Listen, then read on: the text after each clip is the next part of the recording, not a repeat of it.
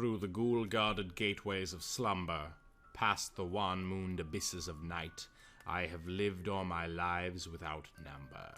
I have sounded all things with my sight, and I struggle and shriek ere the daybreak, being driven to madness with fright. I have whirled with the earth at the dawning, when the sky was a vaporous flame. I have seen the dark universe yawning, where the black planets roll without aim, where they roll in their horror unheeded, without knowledge or luster or name. I had drifted o'er seas without ending, under sinister grey-clouded skies, that the many-forked lightning is rending, that resound with hysterical cries, with the moans of invisible demons that out of the green waters rise.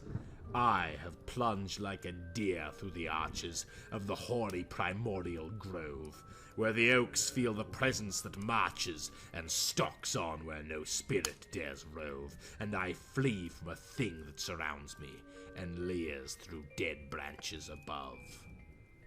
I have stumbled by cave-ridden mountains that rise barren and bleak from the plain. I have drunk of the fog-fetid fountains that ooze down to the marsh and the main. And in hot cursed tarns I have seen things I care not to gaze on again. I have scanned the vast ivy-clad palace. I have trod its untenanted hall, where the moon rising up from the valleys shows the tapestried things on the wall, strange figures discordantly woven, that I cannot endure to recall. I have peered from the casements in wonder at the mouldering meadows around, at the many-roofed village laid under the curse of a grave-girdled ground. And from rows of white urn-carven marble, I listen intently for sound. I have haunted the tombs of the ages. I have flown on the pinions of fear, where the smoke-belching Erebus rages, where the yokuls loom snow-clad and drear, and in realms where the sun of the desert consumes what it never can cheer.